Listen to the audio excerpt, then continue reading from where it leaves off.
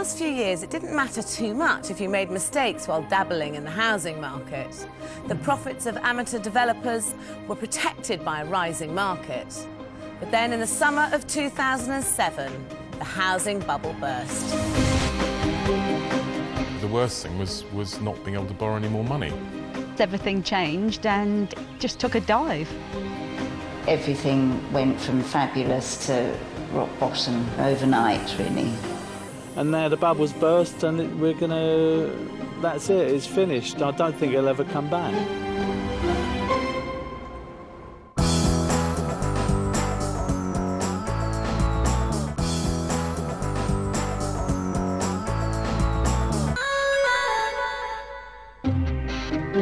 It's 2007, and with the housing market falling, the best thing developers can do right now is to take on short projects so you can get in and get out quickly. But it's too late for tonight's novice developers who've already taken on 2 mammoth projects. This has taken so much of our time up. In the end, just gets on your nerves, but you've got to do it. And when they run out of cash, things go from bad to worse. We've gone to the Building Society, and because of the credit crunch, they've said they're not prepared to lend us any more money.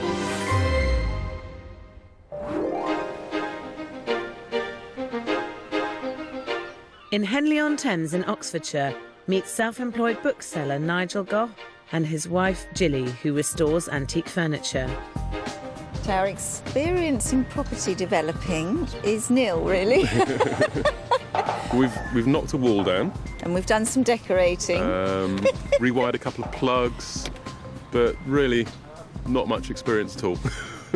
Despite the lack of experience, in July 2007, Nigel and Gilly decide that this 3-bedroom Victorian property is where they should invest all their savings in a bid to pay off their mortgage. It's a huge project, and dragging this house into the 21st century is going to be a lot harder than they imagine. So this is it, this is your first development. Yeah. It's a top-end area, this, isn't it? We've been looking for a house like this for about 1.5 years, 2 years. Projects like this don't come along very often, and you don't even have to think about when you get the opportunity to buy something. You just got to go in there. What made you decide to do it? Have you always thought about developing or not? Bottom line is making money.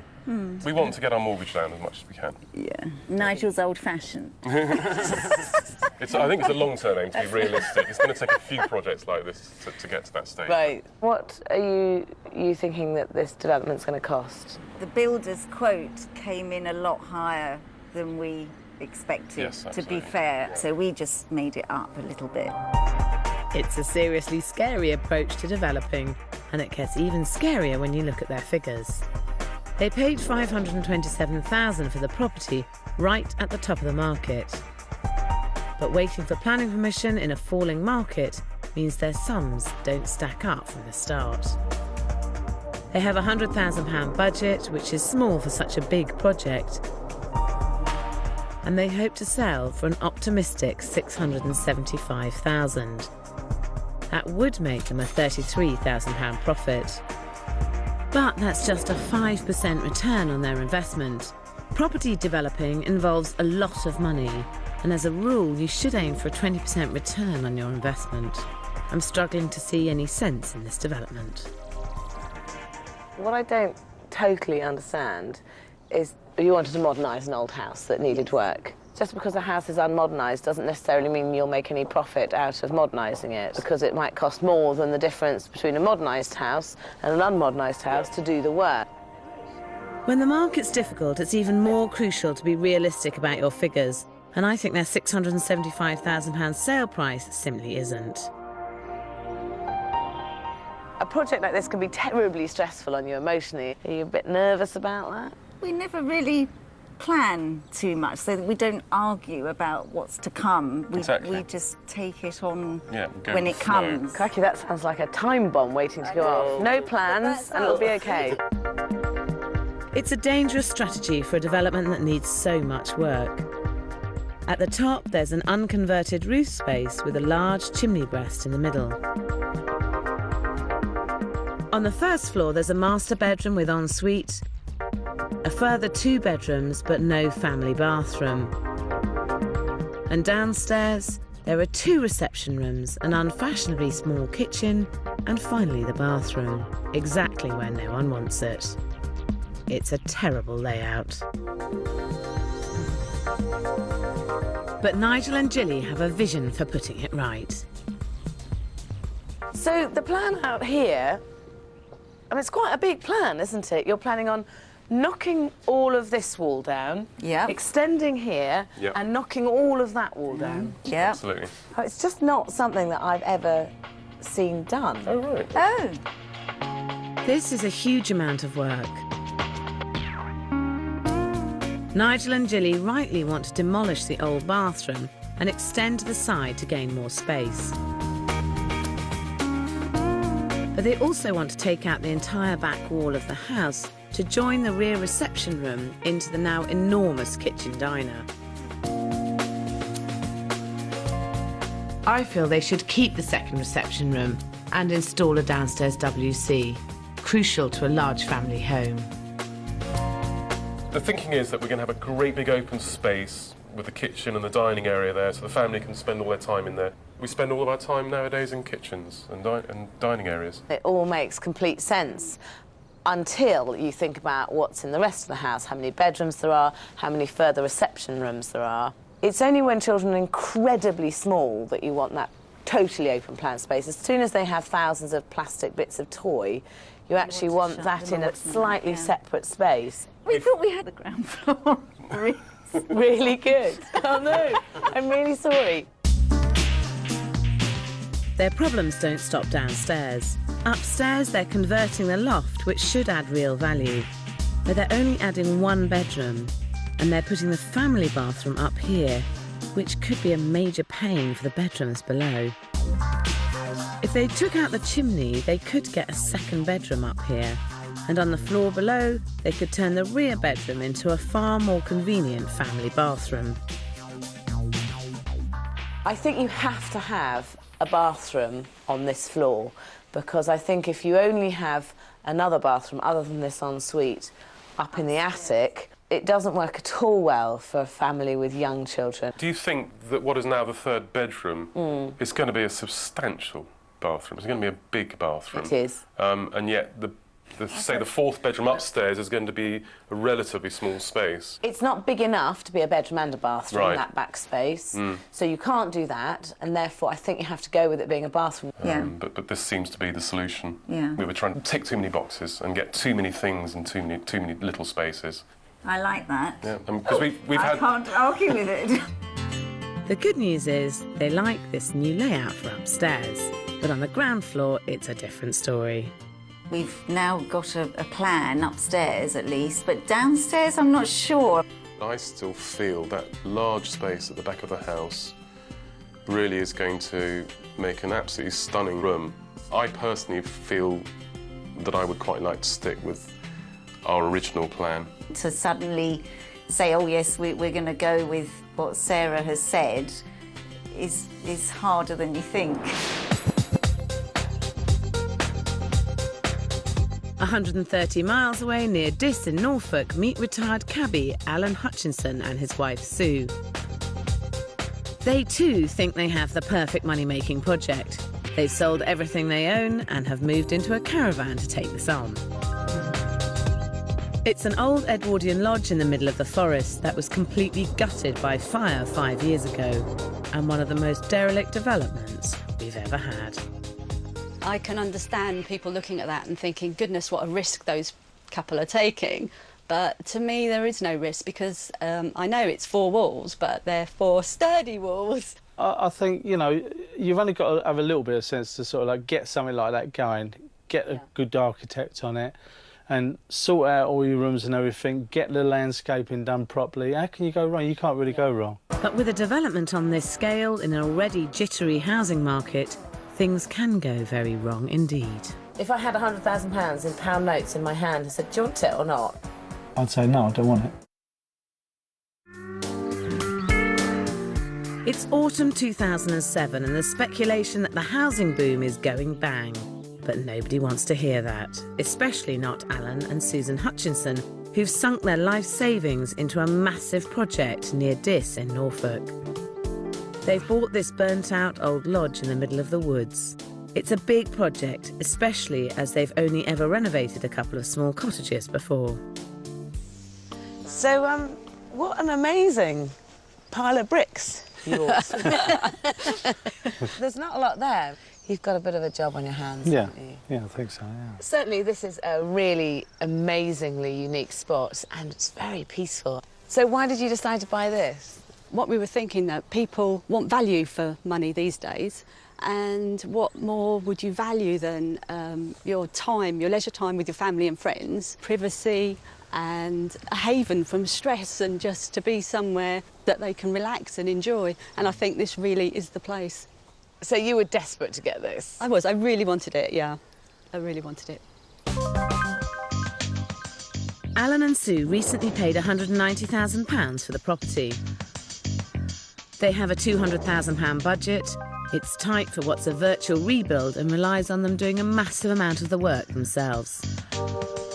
Surprisingly, though, their £450,000 sale price falls way short of what I think they could achieve, as does their target profit of £60,000. What's really exciting about this is you do effectively have a blank canvas. You've got a fantastic plot with quite an interesting building in, but it's so derelict you can do what you like with it in terms of layout and space. We've got our own ideas on the way we'd like the place to be. It's a personal thing sometimes.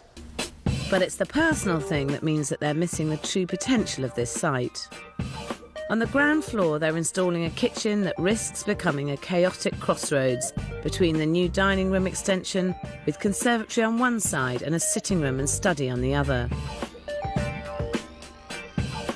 I think conservatories can put off a lot of buyers. In its place, I'd build a larger extension and put the kitchen diner there. There'd be less traffic and access to the garden. Then, as dining rooms are rarely used these days, I'd move that into the busy central area behind.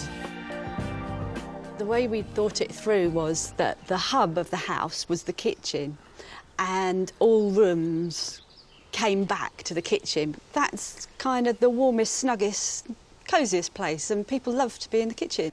But it's also the most chaotic room, which you need to be able to shut the door on and not go in. So if you have to go through the kitchen to get anywhere in the house, it means that you are always going to have to look at the washing up.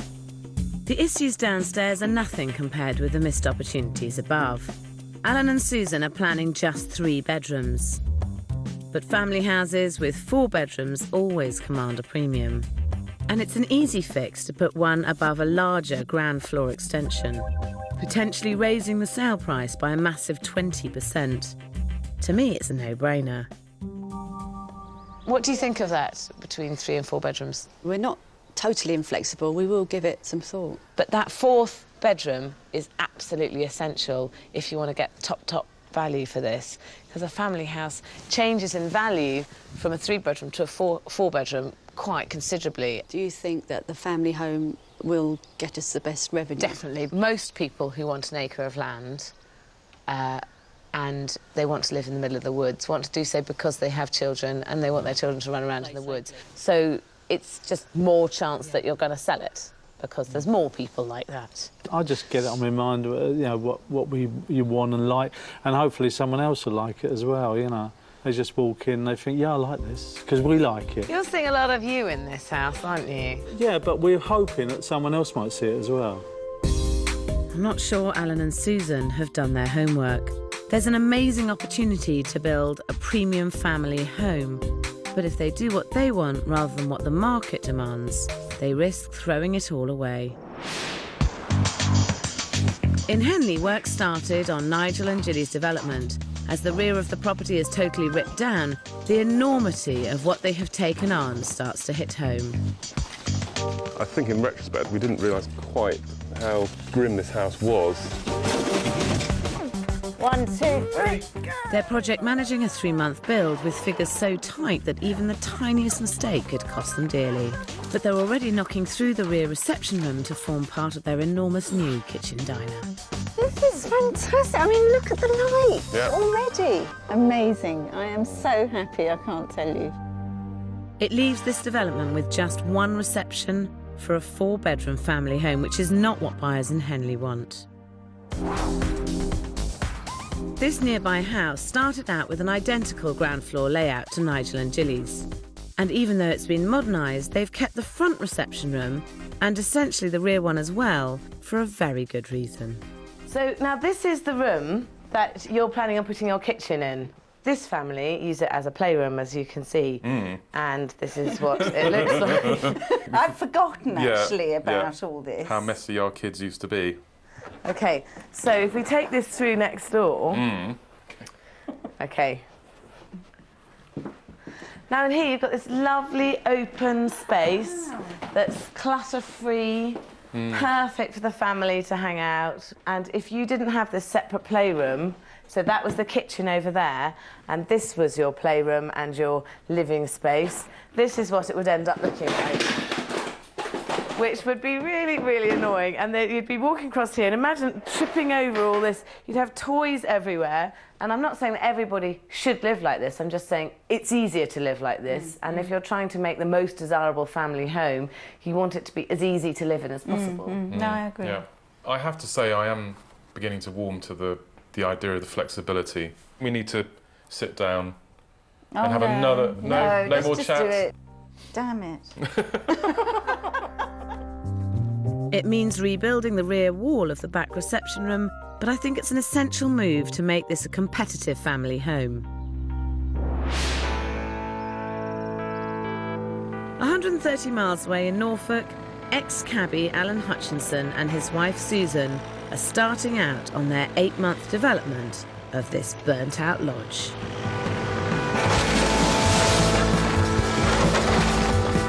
Well, I like destroying things, to rebuild things. What Alan and Sue are rebuilding is a modest 3-bedroom property. A 3-bedroom family home is completely throwing away this site's potential. The architect said by putting that extra bedroom in upstairs we could get another 20,000, but to be frank, I think it's worth 20,000 just not to go there, you know, and have to go back to planning and I'm happy to lose 20 grand for not putting a bedroom there, basically. It's just too much hassle. I reckon there could be a lot more than 20 grand at stake. And when you've sold everything you own and are toughing it out in a caravan, it seems bizarre not to try to maximise your profit. Hello, hi, how are you? Very well, come in. Thank you. I've done some research in the area. These are 3-bedroom houses. So this is 325, 365, 415, 420 and 425. And 390,000 is sort of the average for a 3-bedroom house. And then 4-bedroom houses start at 475, 495, 525, 525 and 575. So the average of those is 519,000. So the difference is 130,000, which is a massive amount between a 3-bedroom and a 4-bedroom house. You're into a completely different market, completely different league of buyer. And I can't say I've ever thought about it or noticed it before, because I wouldn't have thought there was a big markup between the two different types of property. Crucially, at this early stage, adding a 4th bedroom would cost relatively little more at £30,000 and could nearly triple their £60,000 target profit. If I had £100,000 in pound notes in my hand and said, do you want it or not? Would you go, no, do you know what, I don't really. No, actually. keep it there. If you'd done it with this and said, change that, I'd say, no, I don't want it. But why? Sorting things out with architects and the council, you know what trouble that can be. So why would we want to go there again? Probably for £100,000. But I'll let you keep your money. In Henley, Nigel and Gilly have spent so much time finalising plans, their original schedule is already up and the builders are only just starting work on the loft. Bacon buses, what time? Downstairs, work on the kitchen extension has also begun. Nigel and Gilly are doing an enormous amount of work to transform this property, but surprisingly, they're still reluctant to put in one small but vital addition. I don't want guests walking out of a loo in the middle of a dinner party. It just doesn't work, does it? No. Not having a downstairs loo in a large family home like this is just daft. And as the decline in the housing market has now reached Henley, even the smallest compromise could jeopardise their chance of selling, let alone making any money. It's another added expense which we don't really need, so great, we don't need to have a downstairs loo. And what if somebody does want to have a downstairs loo? Who buys this? They can put their own in. I think the reality is it's unlikely that somebody is going to want to buy a newly modernised house and then rip it apart to put the plumbing in and put a downstairs loo in. They'll just buy another house. So it's better than just going up this, because the bathroom's just at the top of the stairs. Yeah, but if you've got little children, it's a pain, and this is a family house. Yeah. So if they won't believe me, maybe local estate agents can convince them. Can we ask you a question? How important is it to have a downstairs toilet in a 4-bedroom family house? It would be expected these days, a house of that size, with 4 bedrooms, definitely. All right. And what's the smallest downstairs loo you've ever seen? Because we might have it. Mine. OK. Yes, you do definitely need a downstairs loo, particularly if you've got little children, because you haven't always got that time to run up the stairs with them. If you can find the space, definitely get a downstairs loo. We're going to have a downstairs toilet. Every single one of them has said it's a must, even if it is next to a dining room. So Yeah. I think we have to go for it, don't we? Near Diss in Norfolk, Alan and Susan are completely immovable on their plans. They're sticking with 3 bedrooms, and their ideas for the ground floor don't make much sense either.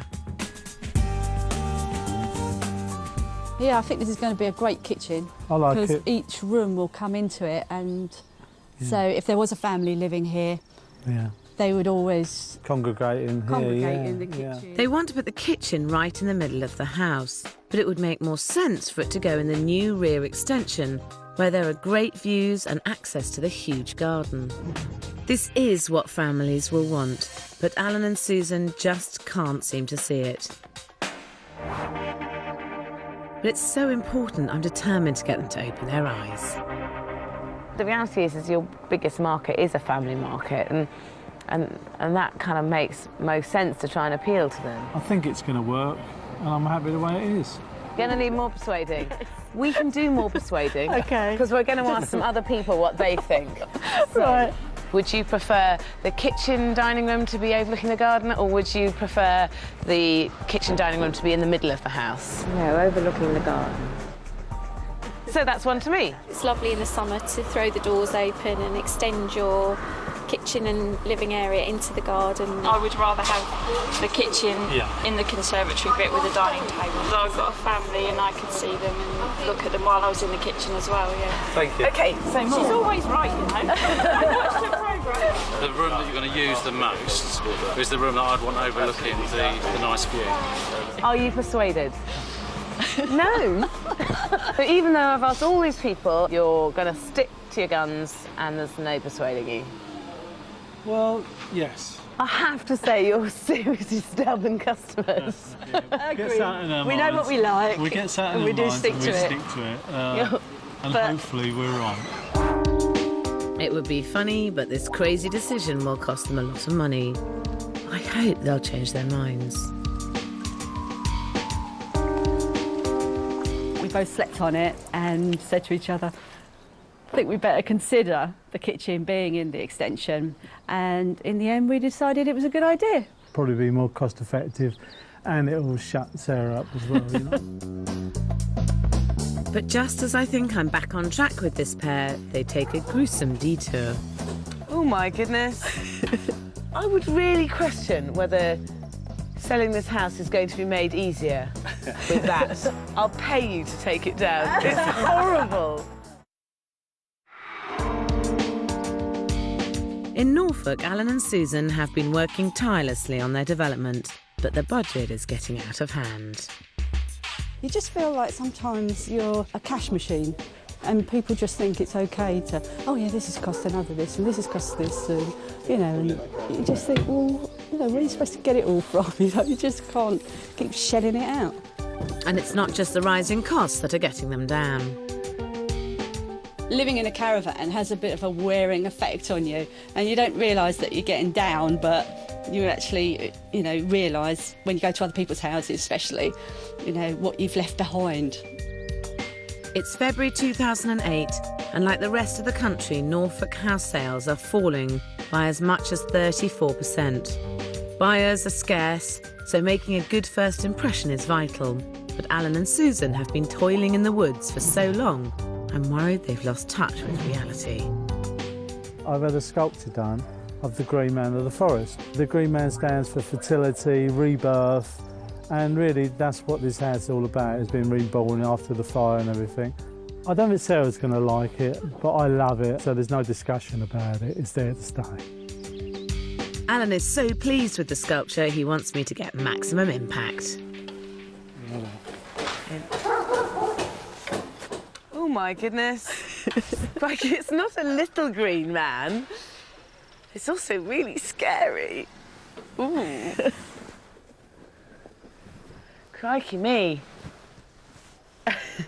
So, we're in the front porch here, and this is meant to be a family house, and you've got a scary evil ogre in the wall. That's right. I would really question whether selling this house is going to be made easier with that as the first thing that you see. Whose idea was? That was my idea. And Susan, you're in charge of the rest of the interior, aren't you? Yes. I'm your safe bet, and that's your wild card. And you're convinced by this too, are you? Yeah, I think it's a nice feature. There's lots of family crests and stuff like that that's put on the walls. Nobody bats an eyelid, really. And your equivalent of a family crest is to have a giant, scary ogre growling down at you as you come through the front porch. I really, really think it's an error of judgment.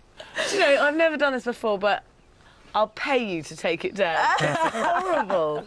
20 quid, yeah? No. All right, 40 quid. Nothing. 60? 200. 200? Yeah. No. So not even for 200 quid? No. I think it's mysterious. It fits into the forest theme. I love it. I think it's a great piece, and it's staying. And you're not going to change my mind. Well, it may be the god of the forest. Yeah. I think you're both away with the fairies. In truth, I'm not sure it's that funny. Getting buyers through their door in one of the most difficult housing markets has just got a whole lot harder. In Henley, Nigel and Gilly have their own gremlins. They have taken on the massive modernisation of an outdated family home, which they bought at the peak and seriously underestimated the amount of work that needed doing. We've had enough now, really. We want it all done and finished, builders out and us in and start decorating, because there's so much to do. And although the building is coming to an end and you think, it's all finished, it isn't. There's nowhere near finished, nowhere near. So, we've got to soldier on and do the whole house. And the workload's not the only problem. They've run out of cash. Basically, we're about £20,000 over budget, and we've gone to the Building Society, and because of the credit crunch, they've said they're not prepared to lend us any more money. It's not good news at all, but we've got to find it to finish the house. It's not just Nigel and Gilly who are feeling the pinch. With banks drastically reducing their lending, house sales are being hit, even in areas like Henley. I just hope all Nigel and Gilly's hard work isn't for nothing. In Norfolk, Alan and Susan are also in trouble. At a time when prospective buyers are fleeing the market, they're over schedule and over budget. The build's taking longer than we thought, and the reason for this is because we're doing a lot of the work ourselves. This is taking so much of our time up, and it's just every day, non-stop, just coming out and just doing this. In the end, just gets on your nerves, but you've got to do it. And it's not just the delay in this development that's a concern. Having 4 bedrooms is vital if they're to achieve the top price for a family home. I suggested they could add one over a larger extension, but Alan and Susan think they found a better solution. soon as I put the roof up, we could see we could get a 4th bedroom, so I got no problem with putting one up here. It would be silly not to. Squeezing in a 4th bedroom without adding any extra square footage is not quite what I had in mind. We've managed to get 4 bedrooms upstairs for the cost of a few bits of timber, and they're fairly decent-sized rooms by today's standards. There shouldn't be anything standard about this development in a market where buyers are few and far between. But it's not the only thing I think might put people off. This conservatory is going to be so brilliant. It's definitely my favourite bit. I don't think Sarah's going to like the idea of us having one, but I really want this conservatory and I'm really looking forward to it being done, and I think it's going to be such a feature that it needs it, the house needs it, especially this period house. Yeah, and what has been in now anyway?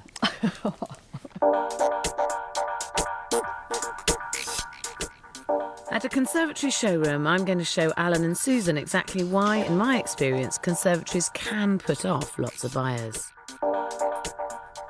Now, the big problem with conservatories, or traditional conservatories, is that in the summer they're boiling hot and in the winter they're freezing cold. And what I've set up here is a lamp that throws in the same amount of light that the sun would. Can you feel the glare is quite unpleasant to sit in? It's in your face. It's going to be really hot in here. I think you'd have to have a blind or something like that, yeah. And what's the point in having a glass roof if you're going to put a blind over it? And why not go with a more contemporary version of a conservatory, which would be a garden room? A garden room is 20% more expensive because it has to comply with building regs for installation, but I think it will always add value. Alan was quite keen for a garden room, but I'm definitely against it. I'm 100% for a conservatory. Anyone who lives in that house wants to enjoy that beautiful, unspoilt countryside all year round, to watch birds, nature, whatever. If you wanted to do looking at the stars at night, it's such a missed opportunity if we don't have a glass roof. So you're absolutely sold on the fact that you don't want a garden room, you'll only have a conservatory? Yeah. OK. In Henley, Gilly and Nigel are over budget and the bank is refusing to help. So they should be finishing this project as cheaply as possible, but furniture restorer Gilly has one expensive weakness. This is the offending table, then. This is huge. It's so gorgeous. The legs are 180 years old. The top is old mill boards from France. It wasn't the cheapest purchase in the world. No. How much was it? We're not telling. We're not telling. You're really not going to tell me? No. Money doesn't come into it when you love something. Yeah. Surely you can't fit this massive table into your development? No. We're gonna have it shortened. About a foot. It's about a foot off each end. And that's a lot of table you're cutting off. Yeah. Well, but there's a lot of table left. And you weren't tempted to just buy a shorter table? This sort of table doesn't come up very often. Gilly and I have been looking for ages. Do you think that maybe sometimes the development head kind of flies out the window a bit? Development didn't come into it at all. No. Unless you're honest. Not at all. This is going to be the only time when we've gone slightly off from the project. It's really important, though, that you get the right furniture in, because furniture that's too big or too small or the wrong size... Oh, no, it won't happen again.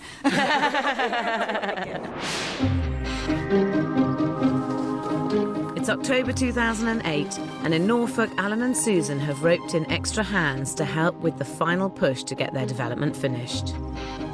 It's coming on very nicely, and the end is in sight. They may be on the home straight, but with the housing market paralysed, will there be any buyers? It's a concern that when we finished, it won't be worth what we want it to be worth.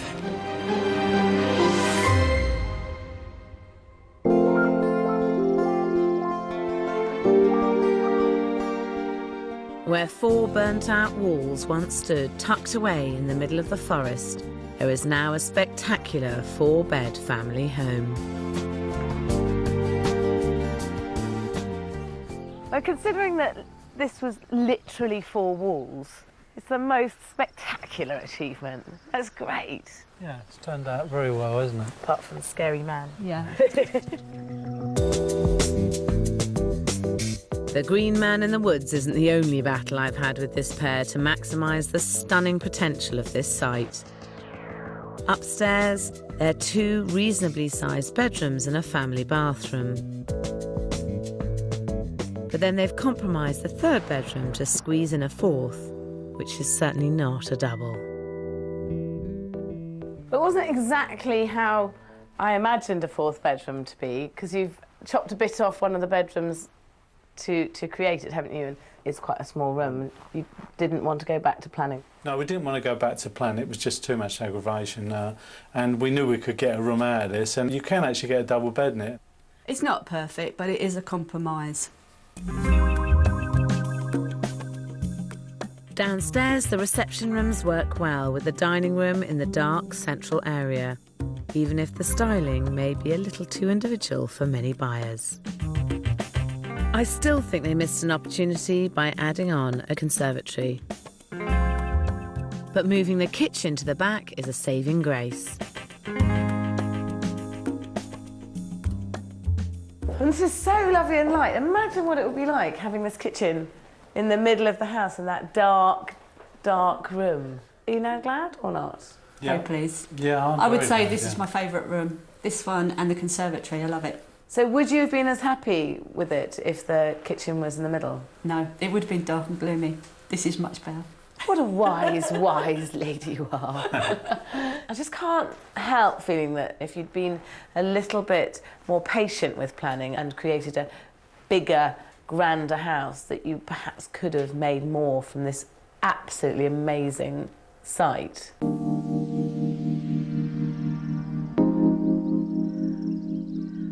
But even without being more ambitious with the development, the budget has increased by £27,000, which means they need to sell for £417,000 to break even. The market, since you bought this, has been volatile, to say the least. Do you know how much the market has dropped in this area? No, we don't. No. It depends so much on which property, and this is going to have held its value better than others, but it's relatively universally accepted around here that there's been sort of 15%.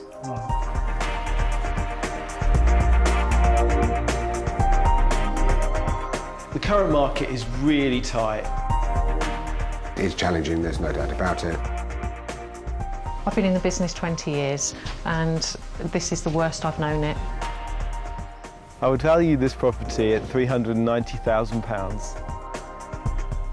I value this house at £400,000. I value this house at £450,000.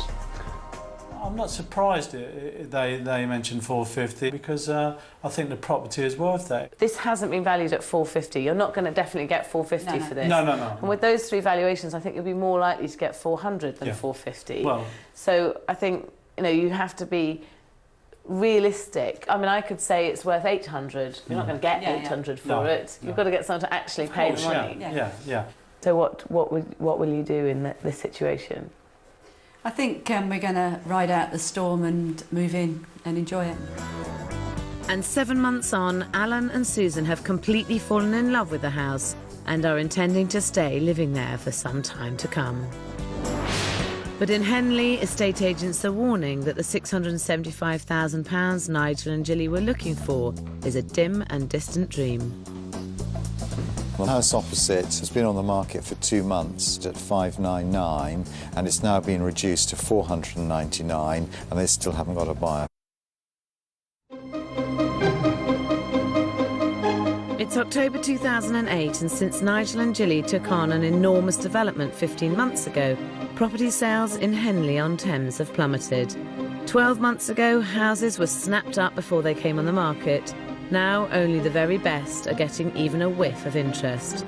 So after months of slog, will Gilly and Nigel make a penny? This project's been a lot harder than I think we thought it was going to be. A lot more stressful than I ever imagined. I think you eat, sleep and breathe it. It takes over your whole life. Yeah, we are going to lie down for a very long time after this.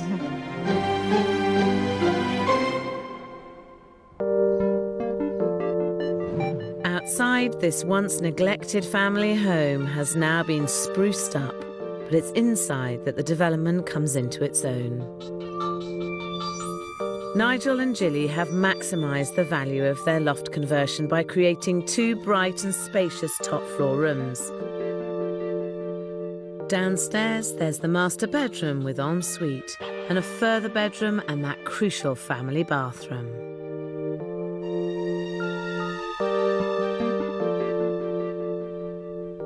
Now, this was going to be a bedroom, wasn't it? And you were going to have the family bathroom up in the attic. Yeah. That's right, yeah. But this works brilliant, and it's a lovely big room. And Yeah, I mean, ultimately here you've now got pretty much the perfect layout for a family house, which means that in terms of sale, you are at the very front of any other potential houses. On the ground floor, the front reception room is spacious and beautifully styled. I think it's a shame they didn't keep a value-adding second reception room, but the kitchen is bright and modern and has enough room for that very expensive table. What a fantastic room. And this is brilliant as far as a family home is concerned. I mean, this is exactly what any kind of family is going to want, isn't it? Apart from the fact that if this was a playroom and this was a kitchen breakfast room, you still have this kind of toy thoroughfare. Well, we think the space works well as it is. It's so good, this house, in all possible ways. The layout couldn't actually be better. And this is the only area I think that maybe it falls down. And if people that buy the house want doors there, they can put them in themselves.